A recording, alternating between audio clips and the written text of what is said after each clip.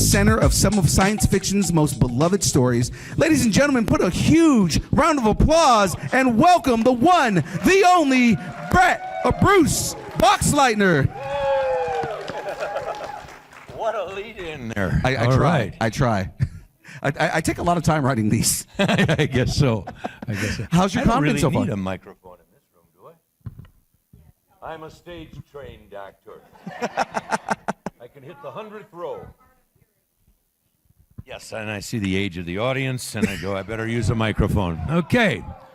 Hey, I'm older than all of you, I guarantee you. Anyway. How's your show been? How's the con been? It's been very good, very good. Awesome. This is all I've seen of Reno, Nevada, though. I mean, that and the Outback last night. Oh, man, we got to get you out to more places. Yeah. No, I'll have to leave early tomorrow morning. I hear that. Go home again. Anyway. So, on our show, my name is Philippe. I'm from the Distance Starting podcast. Philippe. So, we have a segment on our show called Growing Up Geeky. Okay? What did you geek out on when you were a kid? I used to leap from my couch with a dish towel wrapped around my neck, imitating George Reeves as Superman. Look, up in the sky, it's a bird, it's a plane. No, it's Superman. Yes, And, Superman. That's how old I am, you know. Black and white, little tiny screen. Right. Anyway, I geeked out at anything. If you're an actor, you're a natural-born geek. Right. Right? Yeah. I mean, I was lucky to get into a couple of great science fiction franchises. We didn't know that then when we were doing it, that it would be. Who knew that this little movie called TRON that came out of a studio that was actually failing, Disney. It's hard to believe that at one point they were so down that they were collapsing. No major star in Hollywood would do anything there. They were still making Herbie and the Love Bug movies, and times had been changing, and they didn't. So anyway, but a very smart man said, "Let's give this a try." Right. And they did, and but it worked out. Yeah. And now we've just had Tron Ares. It's still going. I've done everything that was Tron related up until that one, right. But the video games, the animated series. So it's been a great association, really has. But I had no idea. Nobody did, Jeff, nobody. We thought we were doing something that possibly is going to be a total dud. And but I think it gave birth to something that has helped revolutionize films as we know them now. Absolutely. So, and I wore tights. But were they comfortable? I had tight buns then. Yeah. Oh, yeah. We walked around basically naked around Disney Studios in the summer of 1981. So a little information you might want to know. I'm sure Eisner loved that. All right. So before Tron, before Babylon 5, all of the conventions, what originally made young Bruce Boxleitner want to become an actor? I started in high school, actually. Okay. And I wasn't a very good student. I'm not proud of that, but they always said Bruce always had his eyes out the window. I was always daydreaming. And maybe that's what you have to be. That's where the geek comes in. I was dreaming of doing something. I'd rather be out there than in here listening to this person droning away at some boring crap. And I didn't want it. And so I was fairly athletic. I loved playing baseball. I played tennis. And I failed going out for the basketball team. Okay. So I wanted something else. I was looking for something else, and I walked into an audition of the fall play. And everybody said, the prettiest girls in school were either the cheerleaders or they were in the Drama Guild. So I thought, well, let's go see what this Drama Guild thing is all about. I was an avid television and movie freak, and so I walked in there, and I found out that they were auditioning for the young lead of an Agatha Christie mystery called 10 Little Indians and Then There Were None. And that was the fall play, and all the seniors were getting this was my sophomore year, and all the seniors got the lead roles. That was just the way it worked in that high school. But they had a great drama guild, and I walked in, and the teacher there, who was the head of the drama guild, she said, "Come here, why don't you read this? Read this." And I read it was a young hero of the story, and lo and behold, I got the role. A lot of seniors were glowering at me and didn't like this, but I got the role, and suddenly something clicked for me. That was all. Suddenly I felt I found some place and like-minded people, and I was in every play in high school. From that time on, we even brought back. We had a tremendous group of kids, and she was there's one person in your life that may have made a difference in your life. Her name was Mrs. Patricia Lukowitz, and she saw something in me. A kid whose grades were basically, not very good, and but she saw something in me, and she helped bring it out of me. And actually, I went on to drama school after high school in Chicago, a very prestigious regional theater, but also had it was called the Goodman Theater School of Drama. And I went there for 3 years, became a professional stage actor, for regional theater, and then I ended up on Broadway eventually. I mean, it was like a magic ride out of Chicago and into New York. And what I always loved was films and television. And I took a chance, and I made some money, and I had 4 phone numbers in my pocket on pieces of napkin or papers or things, like cocktail napkin or something like that. And that's who I had, and I decided to go to the West Coast and give it a try. And it worked. So after, and I mean, it's such a common story to start off in I've done regional the theater. Cliff Notes version there. Yeah. But, anyway. But it's such a common story to start off in regional theater, make your way to Broadway and everything like that. Yeah, I love the theater. I Right. loved it, and that's what I thought I was going to be doing. Yeah. You know. And cutting your teeth in like some very, very Mhm. dramatic roles, right? Yeah.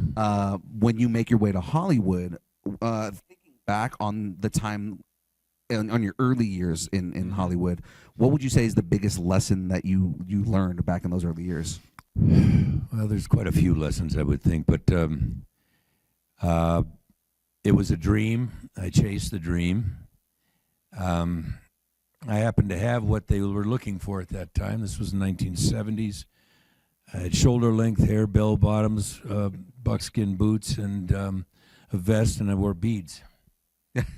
And I hung out on the Sunset Strip like every other wannabe actor. And It was very LA. but I actually, yeah, it was very LA. But no, I wanted it very badly, and I took some drama classes there because I wanted to know. I wanted to get into the community of actors, and this were people that were working actors.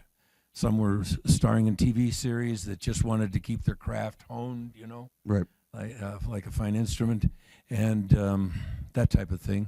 I managed to get into this one guy's class. He was a New York drama coach, a tough guy, street guy, and he was a no-nonsense drama teacher. And that was the toughest class I ever got into. I thought the Goodman Theater was tough, learning Shakespeare and Ibsen and all these, and Chekhov and all that. And teach you how to be a hard-boiled cop. This taught me television. Gotcha. This taught me film.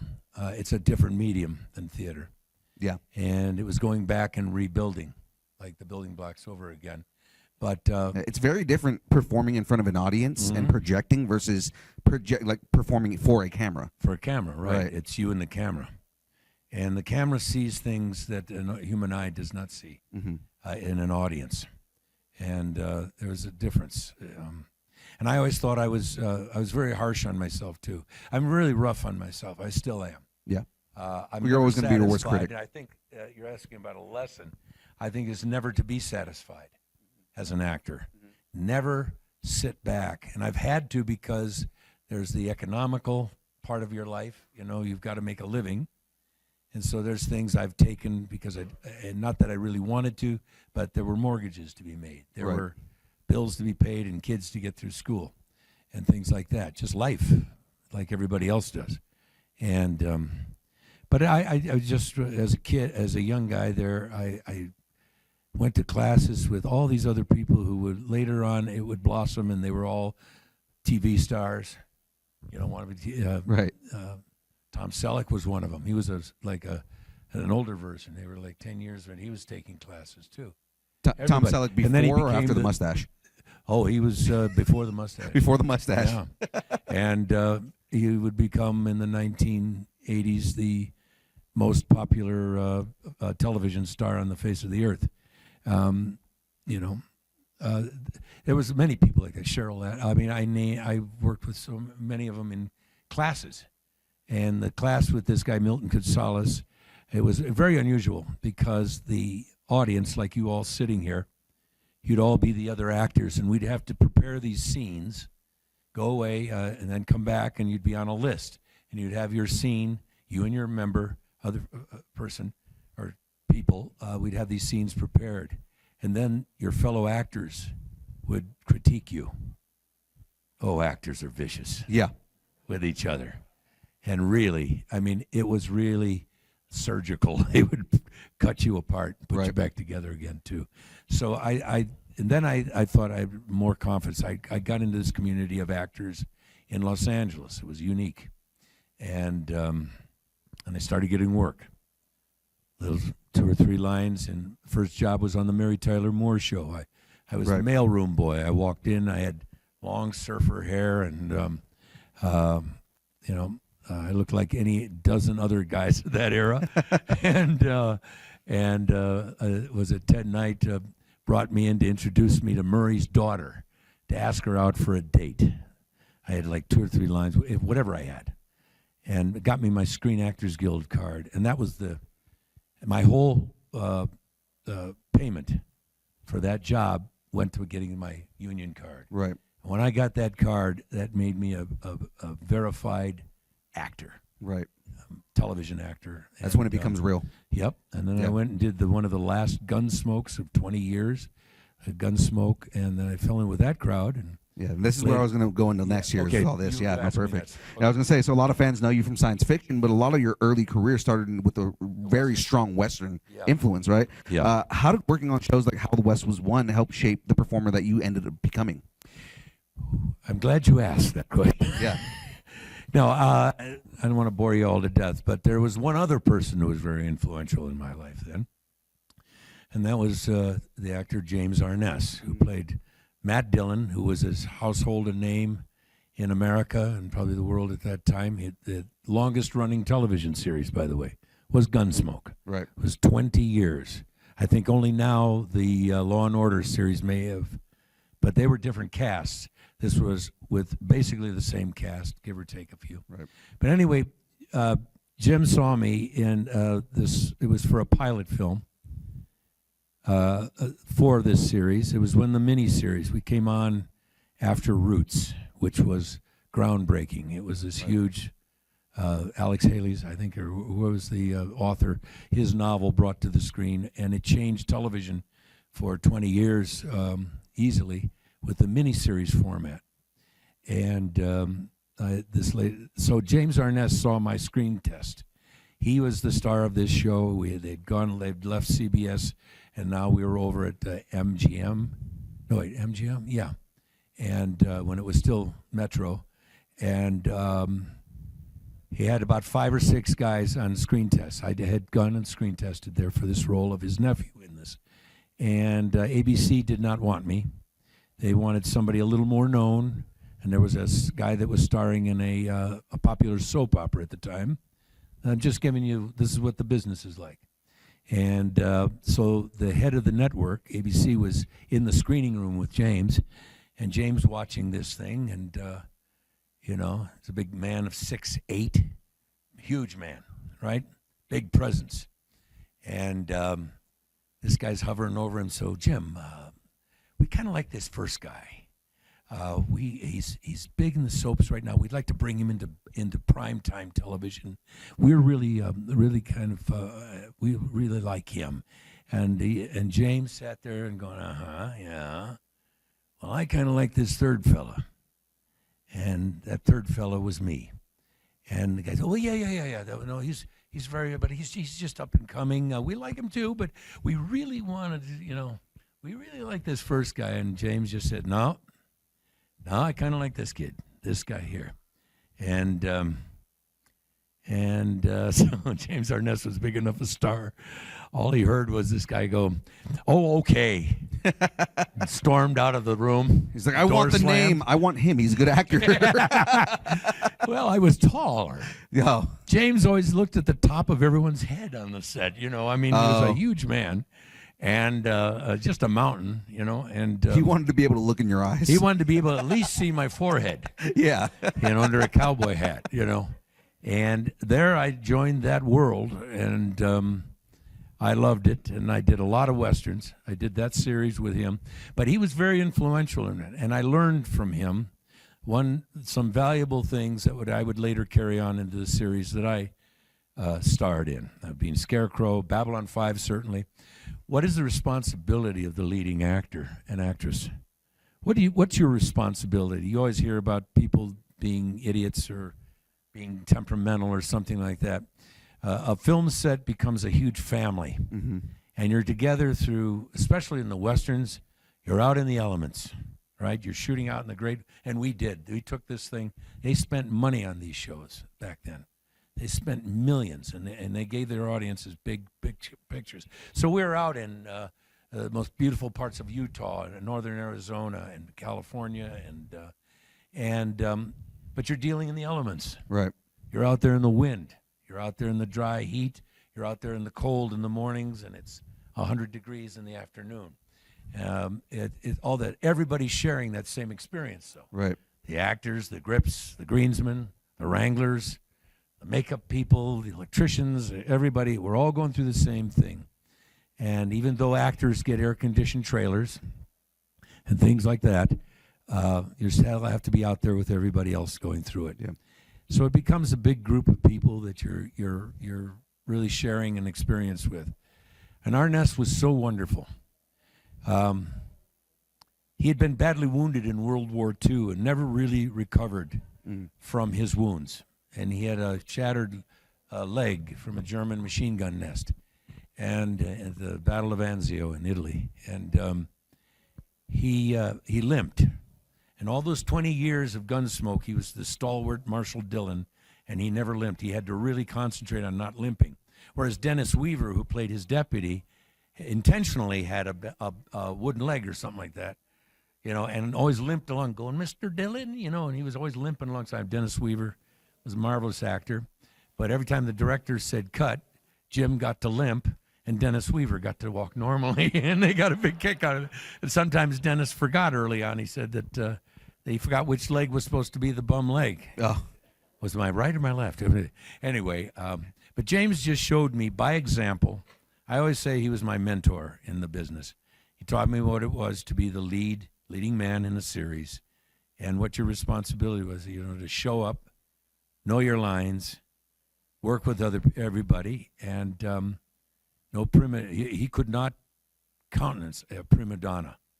And you wouldn't dare be on his set and be one, pull some kind of antics where, and he never had to exert himself any. All he'd have to do is look at you, depending on that big craggy face, whether you pleased him or you didn't. And if you didn't, go find a cup of coffee somewhere and get off the set for a while, But no, he just taught me what it was to be an actor in television. Yeah, especially when you're in that kind of position, it's taking care of your family. If you're having a great day, everybody's having a great day. Right. If you're having a bad day, it can be a bad day for everybody. Right. So I think that's in any business you're in, right? But it's the same in show business, and so I always gave him credit for that. I did everything with him after that, and I did his final Gunsmoke TV movie for CBS with him in 1993, but it came out in 94. And then he passed away about 6 years later.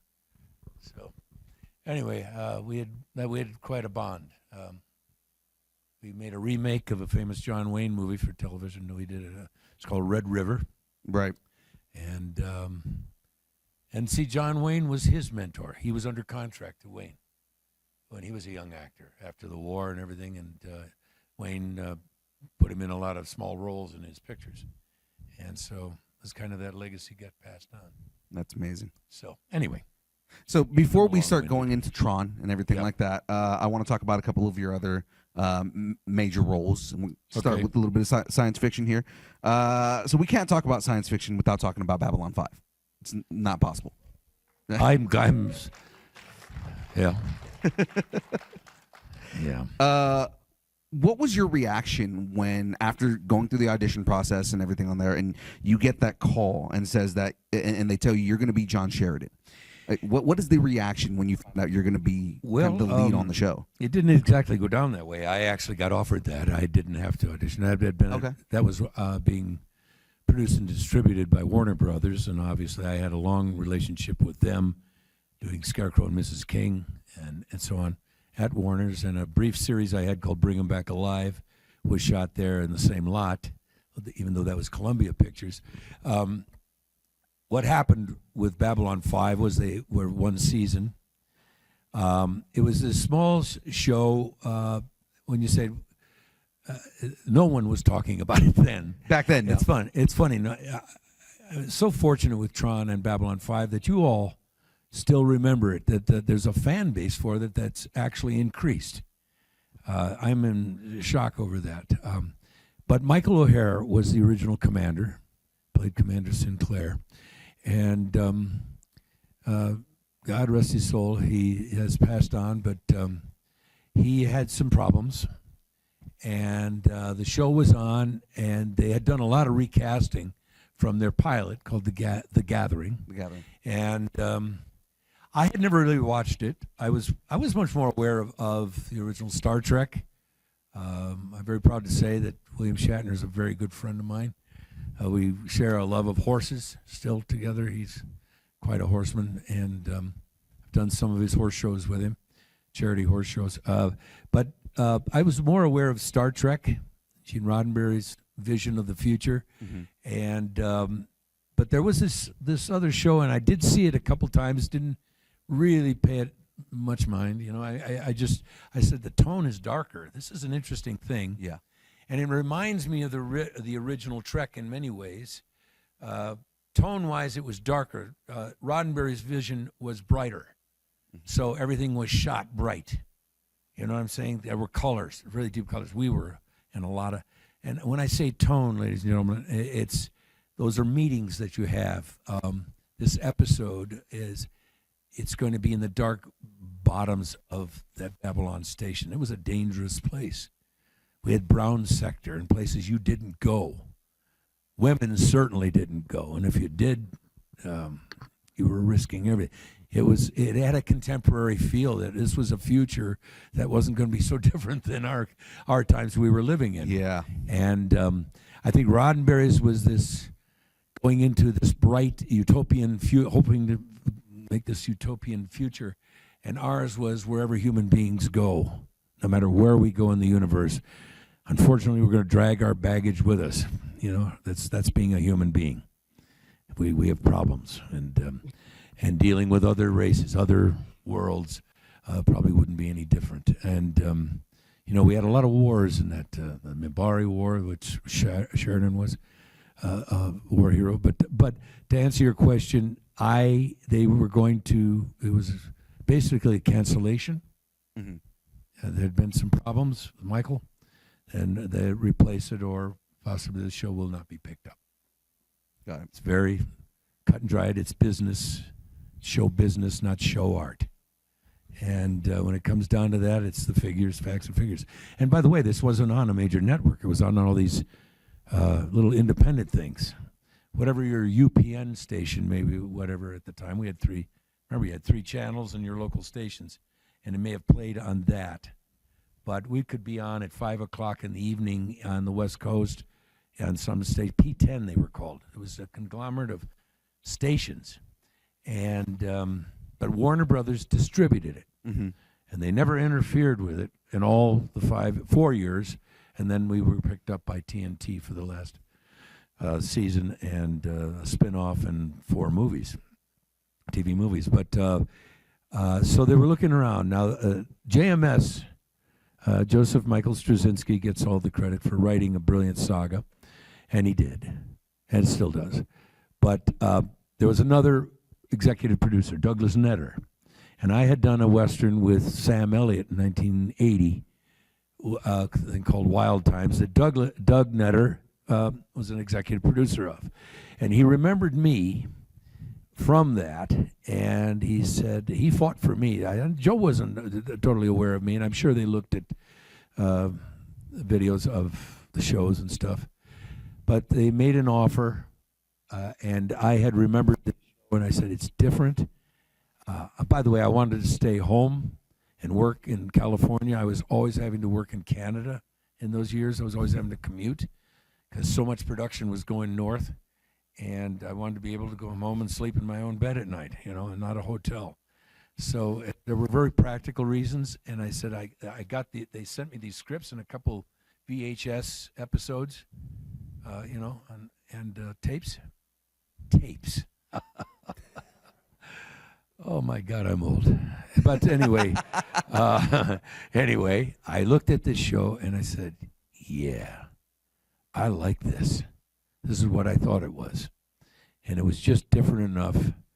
And it was kind of, I looked at it in sort of a Western perspective. I said, it's Fort Apache and Casablanca, you know, together. And I loved it. I loved I loved Andreas Katsoulis and Peter.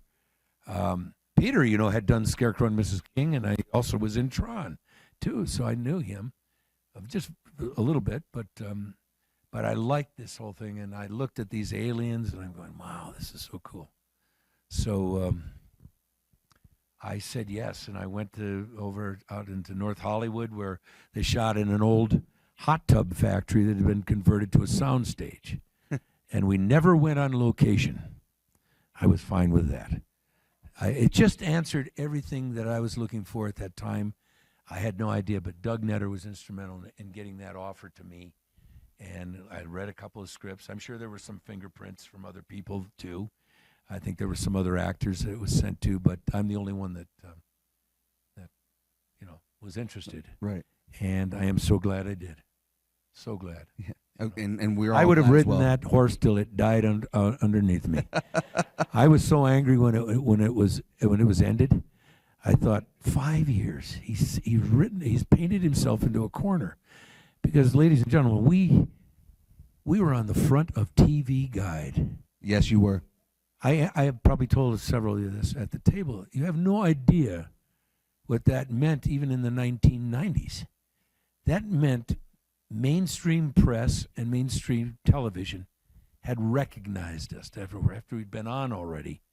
And there was this online, it was unheard of, right? Online chat rooms and stuff about this show. Even overseas, in the UK, they went nuts for this thing. And France. And what is this little TV show that's made for nothing? No money at all. I think we were $800,000 or something an episode, whereas Star Trek was like $1.5 million or something like that. I'm serious. Yeah, I mean, yeah, no. You know, Paramount was a big studio. Warner's never touched us. They never made a note. I think they had one note in all those years. It was about somebody's hair. There was some young executive trying to justify his job by criticizing something. I gotta give Otherwise, him they some left kind of note. Joe and all of us. It was like being on that space station. We were out in North Hollywood in an industrial park, a converted hot tub factory called Aquatech. We still had the sign up over the front entrance. So no one ever knew where we really were. And there were fans who tried to find out where we were shooting. And God knows what the people around in those other office buildings and factories must have thought. They saw these weird creatures walking around, going from a trailer to a door. And I'm sure they're like outside. Hollywood. Yeah, they said, oh, my God, we don't even want to know, you know. Yeah. But those were all our extras, you know, that we had alien extras and everything. But And yeah. you mentioned Scarecrow and Mrs. King. Scarecrow and Mrs. King has remained a fan favorite for decades. I mean, obviously, we're getting here. What made that show so special behind the scenes that, you know, it's lasted for so long and has had such a lasting fandom for so long? Well, I just had the great. Don't worry about the You know, No, that was wherever they are, I'll pay them some money. That was a notification. You're fine. Okay. No, that was unique because that also put me on another stage where CBS really liked me, and I had already done Tron, and Tron was waiting in the wings. Okay, but that came out in '82. Right. I was doing this thing called Bring 'Em Back Alive. It was my first. It was kind of a Raiders of the Lost Ark for television. I lasted less than a season on CBS. I was up against the 10th season of Happy Days every Tuesday night. Oh. And the 10th season of Happy Days, ladies, gentlemen, it was a juggernaut, that show. It was the most popular. Spam risk. Go away. Does this look a little like Babylon 5? I always think Dick Tracy. Every time I look at my watch, I think Dick Tracy. Anybody else here think Dick Tracy? Or am I just old? Anyway, Sheridan to CNC. Anyway, here we are. I mean, I'm talking into my wrist. Right. And I wore it on my right. Anyway, anyway, this could have been a big job, coming. And I just told him to go away. Anyway, but CBS, so I was coming in number 2. When you had 3 networks, it was a competitive market, right? Number 1 was all that counted. Number 3, you were lost. You were going to go up. They'll find something else to replace you with, to find that one that knocks off the top one. Okay? The number 1 spot. So I came in at number 2, still the best numbers that night ever got after we were taken off the air. I was very proud of that. I still got the highest numbers of anything that went up against Joni and Chachi or whatever the heck that spinoff was. Joni loves Chachi, okay? So, anyway, but they liked me. And so I got offered 2 scripts later on. One was this crazy little script called The Scarecrow and Mrs. King, The First Time. And then there was another one that was produced that was called The Yellow Rose, which was sort of a take on Dallas, was so popular at the time. This was a modern Western thing, huh? A big ranch, Sam Elliott, Sybil Shepherd, a bunch of big cast. It was going to be a big, sprawling, modern thing now that Taylor Sheridan has done with Yellowstone and all that. And so that kind of, I looked at that, I was going, yeah, I like that. And then I looked at this other thing, and I read this thing, and within 5 minutes, I laughed out loud. I started laughing at it. And I thought, even though my heart was kind of going to the Yellow Rose, and they wanted to know, and I found out one of Charlie's Angels was going to be playing in this, and it was Kate Jackson. And I always loved Kate since Dark Shadows and The Rookie and all these series, and Charlie's Angels. That was a juggernaut too. That was amazing.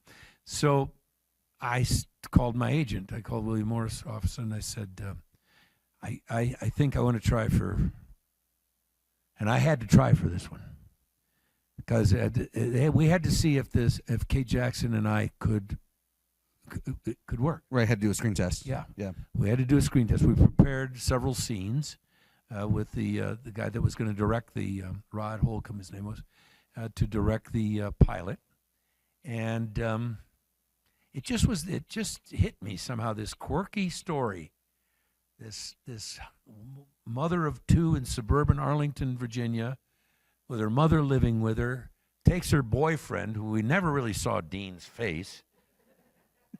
We always saw the back of his head and heard his voice. And she's taking him to the train station in the morning for something. He's going to commute into town. And all the while, there's this very important espionage thing going down. And I'm escaping. The guy I'm supposed to get this back, so I'm posed as a waiter at some swank D.C. party one night outside. The guy gets shot.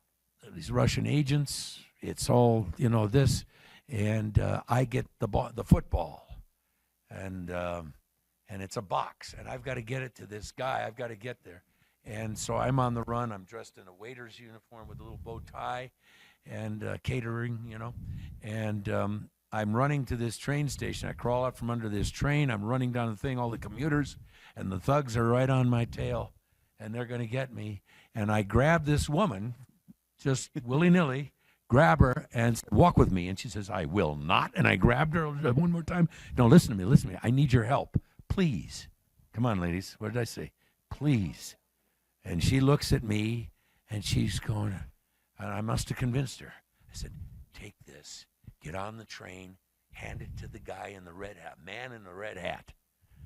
I'm reading this thing in my home, and I'm laughing my ass off. And I'm thinking, this is so absurd. Well, she ends up getting on the train. She hasn't bought a ticket. She's got a long house coat on and her nightgown underneath. She was just bringing Dean to the train station in her station wagon and going to go back home. And why couldn't Dean get to the train station himself? I never found that out. Were they shacking up? What was going on here? Anyway, so she's looking, and she's still looking out, and she sees, and I'm taking off, and these two guys catch up with me, and as she's looking out the train, she sees these guys tackle me, and there's a big fight right there, and she goes, whoa.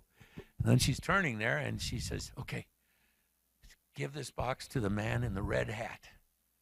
And she turns and looks in the train car. She's in the, the thing. And there's a whole convention of guys in their red fezzes, a Shriners convention. Right. And they're all on that car. And she goes, oh no, or something like that. And then the conductor goes, ticket, please. And she goes, ticket? I don't have a ticket. Well, what, and then she says, do you know, I have nothing on under this. Of course, the whole train car turns and looks, all these men, all men in there. And anyway, I laughed my ass off at that scene. And I said, this is so much fun. The whole rest of it was about trying to get that box. She hooks up with me, and I have to find her, however it went down. And she ends up in the CIA. And so she's a housewife and mother by day in suburban Arlington, Virginia, and at night she's out saving the free world with this guy codenamed Scarecrow.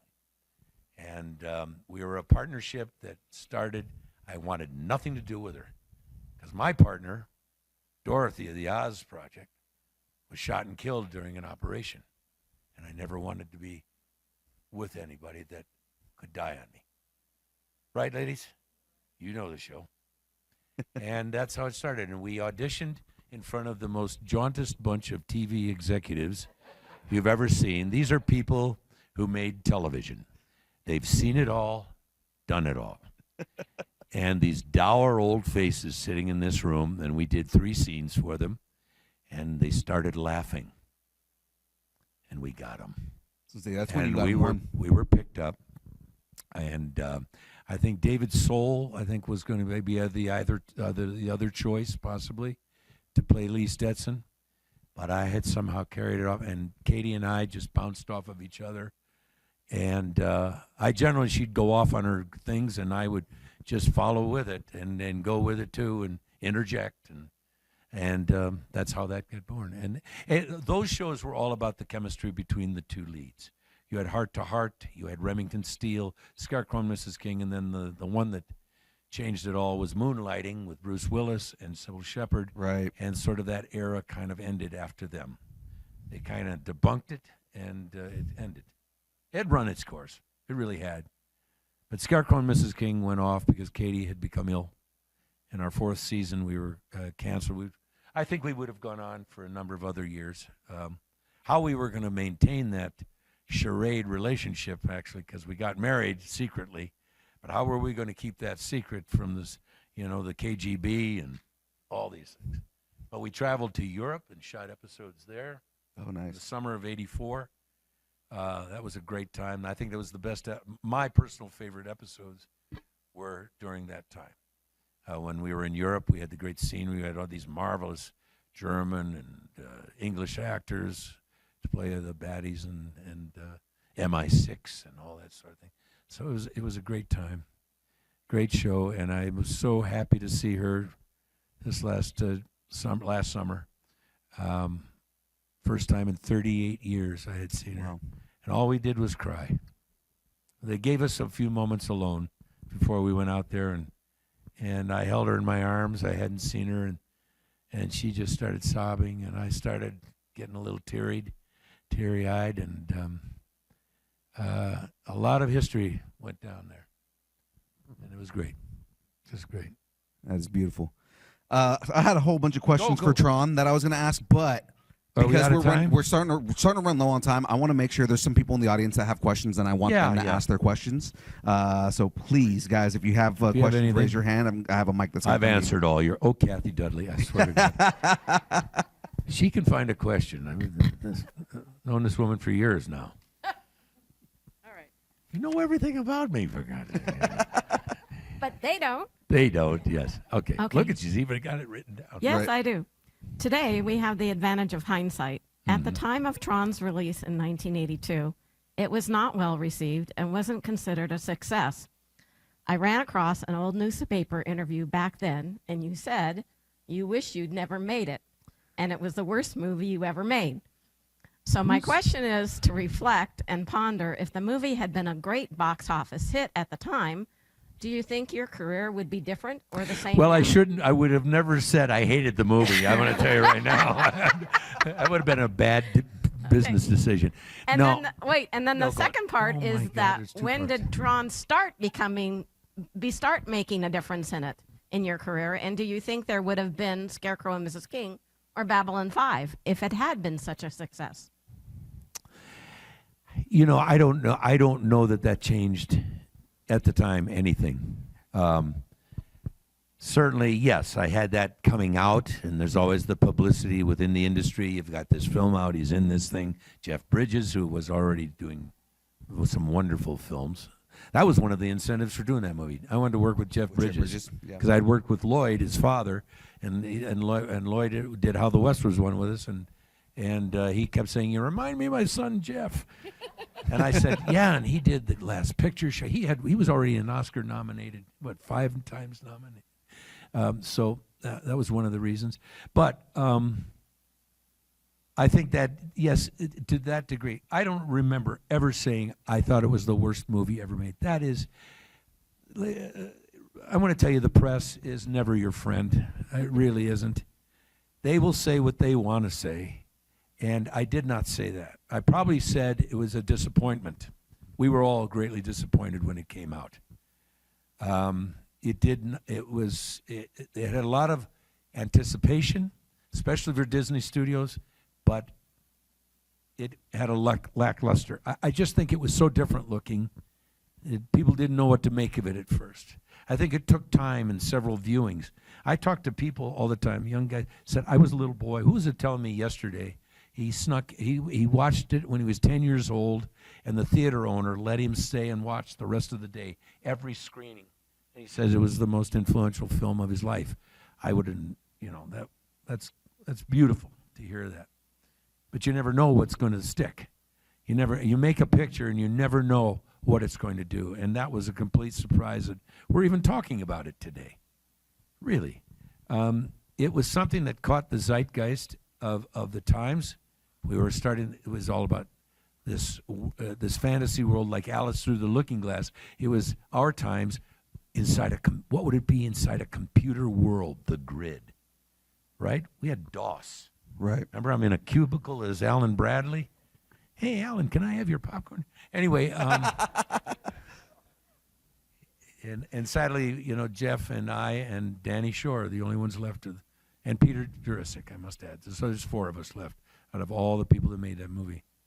Yeah, and I had originally wanted to ask you, like back then when you first kind of got this concept, it's what was your first thought? Was it, "This is brilliant," or "What the hell are they talking about"? No, the second one. The second one, yeah. I was doing a Western, and I was sitting on a horse, and somebody ran up to me and, "Bruce, this just came in." We were out in the middle, outside of Tucson, and I'm sitting on a horse waiting to do this entire wagon train sequence. I'm the leading of it. And they said, "This is a script. Your agent says when you get in, give it a read, and when you get to the hotel tonight, call him." And I looked at it. I said, "Oh, my God." And I'm looking, it's a Disney film. But I look at it, and I'm going, "What does that say, Tron? What the heck is a Tron?" Right. And I thought maybe it was some, samurai thing or something. I don't know. But I started leafing through it, and then the AD is going, okay, we're getting ready, ladies and gentlemen, okay, blah, blah, blah, everybody. And so everybody's mounting up in the wagons and the horses and everything. I'm sitting there on old Brownie there, and I go, well, I have no idea. This looks like, I don't know what the heck it is. And I just put it in the saddlebag, and I went about our day. Now we need to go find what movie you're working on, No. so that way we can see. Tron is sitting in that saddlebag right now. Right. Well, I always thought that some wrangler somewhere was putting his gear away, all of his tack. He said, what's this in the saddlebag? And he's going, what the hell is this? You know, a Disney script. It was an original Tron script. Oh, man. Draft. And I had no idea. So I did. And I got to go meet. And even on that, I went to meet. I didn't have to audition for it. I met on that. Once I got back to L.A., I went to Disney Studios, and I met Steven Lisberger, and they were interested in me. It was the same casting people that cast Gunsmoke. So see, there's something there. You know, there's a through line there. And they said, we've got a young guy. He's right now. He's working. It's always good when you're working. They were more interested, not if you've been sitting around the house for a year, can't get a job. Nobody wants you then. But if you're working, oh, well, we must have him. Somebody else likes him. We better get him, you know, and Right. so on and so forth. So momentum was always the thing you wanted to keep going. Yeah. You know, and anyway, So that's how it happened. let's do the question here because we are already up on time. Everybody else, if you have a Who's question. taking over? After this is Paul Blake. Oh, Paul's a good guy. He'll wait. In fact, have him come up here. We'll do a panel together. We just had the greatest breakfast together, talking about being in the UK and doing science fiction TV shows in the UK and how big Babylon 5 was in the UK, In yeah. the UK, yeah. Anyway, yes, a question, ma'am. Yes. In filming House of Secrets, Oh, what was your favorite scene to film? I can't say that in mixed company. Well, of course, you know, my ex-wife, as before, that's where we met, basically. And you know what it was? I got to play a villain. And I've done that several times in my career, and no one accepts me as a villain. I'm sorry. I'm creepy in that. I am creepy. That's a remake of a very famous classic French film called Le Diablique. And it was the second remake of it, an Americanized version of it. It was set in New Orleans, and it was quite a movie to make. Probably that I got to throw Kate Vernon around by the hair. I got to drown and then come rising up out of a bathtub and cause Melissa to have a heart attack because she had a heart condition, and I had to wear these white, opaque contact lenses. You think my hair's short? No, I had like a nub and no hair then, and that was not stylish for men at that point. And I Definitely shaved not it the all long off. blonde hair of no early. surfer look there, no. And I loved doing that picture. It was really, I thought it turned out really good. And I was such a villain in that thing. But I got to throw everybody around. I was so bad and nasty. I loved it. It's the best roles to play. Every leading man wants to play the villain, and every villain wants to get the girl in the end and be the hero. No one is ever satisfied with the great things you're doing in the part. But villains are fun to play. villains are fun. Look, a hero is no good unless the villain is really good. 100%. Right? That makes the hero. So I always wanted to play those parts, and I got to it once in a while, and I threw myself into them. So anyway, thank you for that. So we're going to get into wrap-up questions here. Okay. I'm going to ask you the hardest question you've ever been asked in your life. Are you ready for this? Okay. All right. What is your favorite kind of taco? What? Yep. What is your favorite kind of taco? Kamataco? What is your favorite kind of taco? Kind of taco? Yeah. Well, of all the junk foods, I think Taco Bell. I like the fresh wrap with the beans and beef and cheese. None of it is good for me. I'm lactose intolerant. Oh, God. All of that. But if you really wanted to do a deep dive into, and then a couple, maybe 3 tacos on the side, Yeah, yeah. I like him. You know it's rat meat, for God's sake. It's not real beef.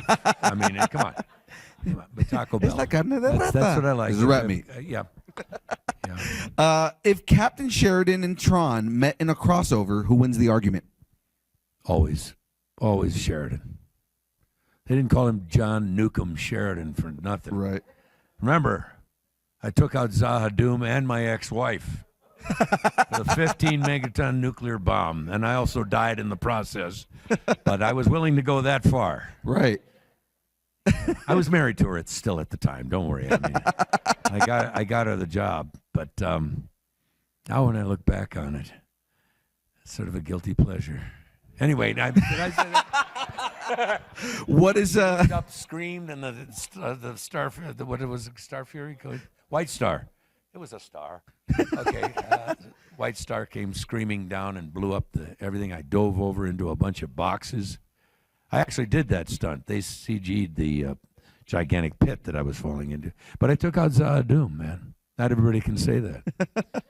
You know? What's next for you that fans should be excited about? Is there anything that you're working on? Anything you want to promote? Well, You're a novelist. I'm I want just to talk about finishing that. up a thing called Blue Ridge. It's a TV series. I have a reoccurring character on that, but it's going off the air. So that's coming on. That's about to drop next, the 19th or something like that. Mm-hmm. And I have one episode in that. And then I've got a little picture called Gettysburg, 1863. It's not a battle movie. It's about a town that suffers a tremendous chaotic battle that sweeps into their little town, and all about those people and the aftermath and trying to recover from it. And I'm one of the leaders of the community in that. I play a Lutheran reverend, who was a very important man in that era, a theologian. And I helped get him. I'm also smuggling slaves in the Underground Railroad in that. So anyway. Gotta look out for that for sure. And that's all right now. You know, I'm open. Anybody got a job? If anybody wants to to shoot some Itinerant jobs his way. actor, I'll go anywhere, even Canada. And finally, where can everybody follow you, support your work, and keep up with anything that you're doing? Any social Ladies, media? where can you follow me? Kathy? Instagram? Facebook? Instagram? Yeah, you can find me in all of those places. And X, yes. So, all right. Well, ladies and gentlemen, that's the marketplace. You know, that's where you got to go. yeah, it's where people are, right? And that's where this convention. I mean, I always do ads for. I'll be at Dragon Con in September. Ooh, that's gonna be in fun. Atlanta. I haven't been there in years, so I'm very happy to be invited back to that. And here comes, ladies and gentlemen, Paul Blake. Well, Bruce, thank you so much for spending time with Thank us you. today and helping create some of the stories and characters that inspire generations of fans. And thank all of you for journeying here with us today. One more huge round of applause Oh, you're for great. Bruce Thank you. Boxleitner. Thank you. I appreciate it.